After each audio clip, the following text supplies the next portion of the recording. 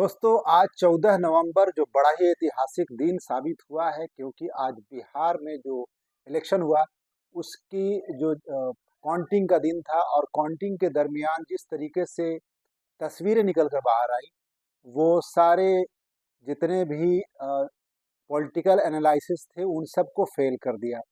क्योंकि कल तक या आज सुबह तक जो आंकड़े आ रहे थे, जो लोगों के कयास लगाए जा रहे थे कि एनडीए 140 लाएगी और महागठबंधन का जो रेशियो है वो उसके नियर अबाउट या उसके नीचे रहेगा। लेकिन जो पोलिंग किया गया उसका रिजल्ट आज जो आया वो बिल्कुल ही अलग था लगाया।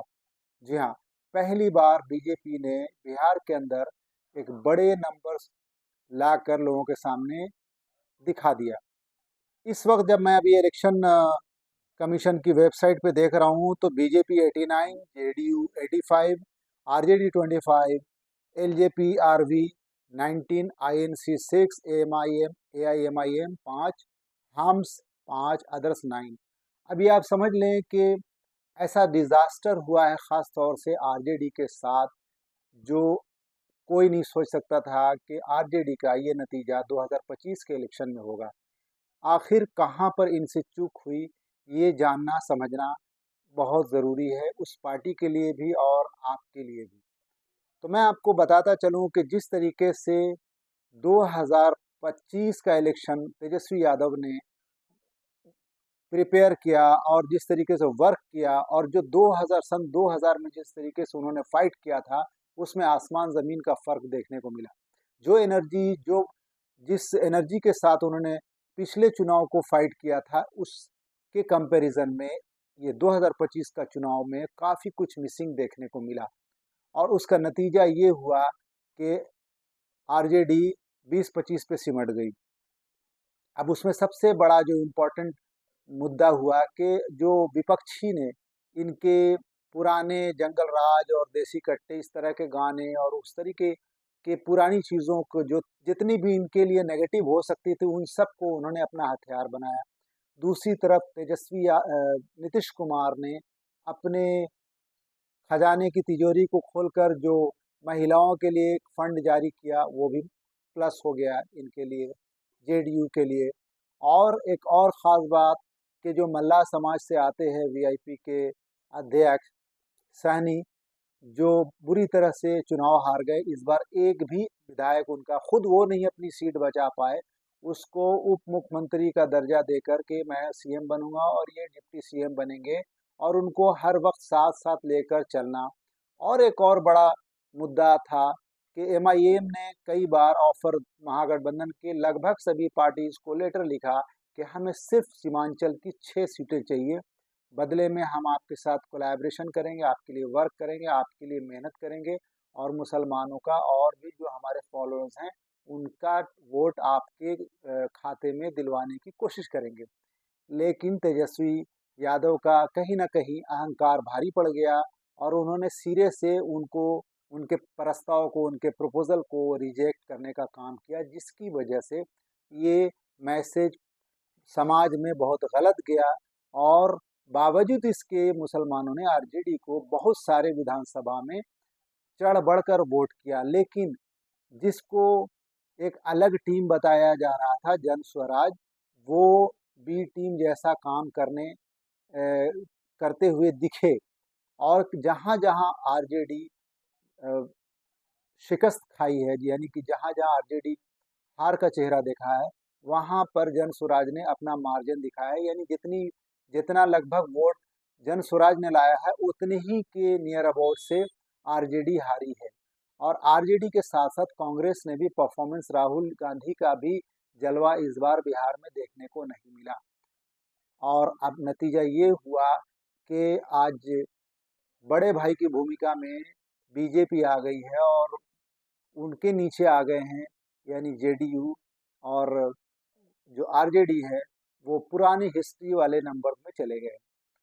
अब गौरतलब बात तो ये भी है कि जिसको आप हल्के में ले रहे थे वही, यानी एआईएमआईएम ने 5 सीटें जीत ली, और 3-4 सीट पे तो 300-400 इस तरीके के मार्जिन से उन्होंने अपनी सीट खोया है, और वो भी आरजेडी और बहुत सारे मुस्लिम कैंडिडेट, इस तरह के कॉम्प्लिकेशन की वजह से उन्होंने अपनी सीट की बढ़त तो नहीं की, लेकिन जो नंबर ऑफ रेशियो है, जो वोटिंग का मार्जिन है, वो उनका अच्छा खासा रहा।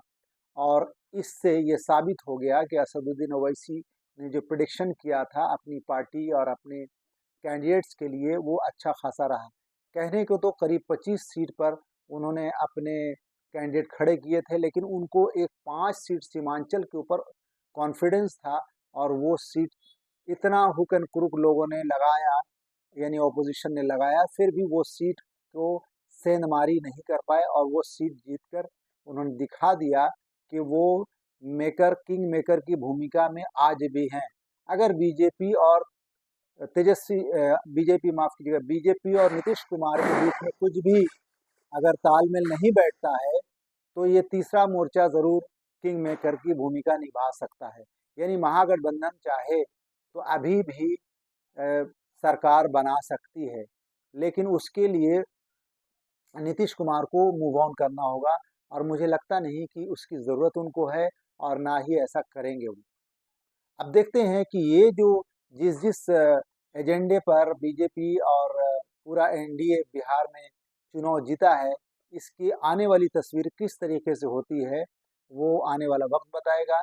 लेकिन कहना तो ये भी है कि एसआईआर में जिस तरीके से वोटर के नाम गायब हुए और नए वोटर ऐड हुए, और वो वोटर्स कहीं ना कहीं बाहरी थे, उसमें खेल हुआ। अब ये हकीकत क्या है, ये तो पता नहीं, लेकिन लोगों के कयास जिस तरीके से लगाए जा रहे हैं, उसका ये नतीजा है कि एनडीए ने बम्पर जीत बिहार में दर्ज कराया, और यहाँ की जीत से ये तो मैसेज साफ हो गया कि केंद्र सरकार भी सुरक्षित हो गई, और आने वाला चुनाव 2027 में जो यूपी का है, शायद यही स्ट्रेटजी एनडीए वहाँ भी यूज करे। एक और भी बड़ा डैमेज हुआ कि इकरा हसन और कांग्रेस के ये कुछ नेताओं ने जो एमआईएम के खिलाफ पब्लिसिटी वर्क किया, इमरान प्रतापगढ़ी जैसे और इकरा हसन जैसे लोगों ने, तो वो भी कहीं ना कहीं इनको ही डैमेज किया। तो वजह कई बताए जा रहे हैं, लेकिन खुलासा हकीकत यही है कि रिजल्ट सामने आ चुका है, और एनडीए ने बहुत बड़े लेवल पर जीत हासिल की है। तो अभी देखते हैं कि नीतीश कुमार रिपीट होंगे या कोई नया चेहरा आएगा। और इस चुनाव में एक बड़ी बात और हुई है कि एलजेपीआर ने बड़े मतलब ऐतिहासिक जीत उनकी भी हुई है, और हम जीतन राम मांझी की पार्टी के भी 5, तो उनका तो पहले भी यही रेशियो था, और वो मगध से के कुछ सीटों से चुनाव लड़ते हैं, यानी उनकी पार्टी के कैंडिडेट लड़ते हैं और वहाँ से जीत कर भी आते हैं। तो अभी देखना ये होगा कि मुख्यमंत्री नीतीश कुमार ही बनेंगे या कोई नया चेहरा आएगा। तो मिलते हैं अगली खबर के साथ। जय हिंद, जय भारत।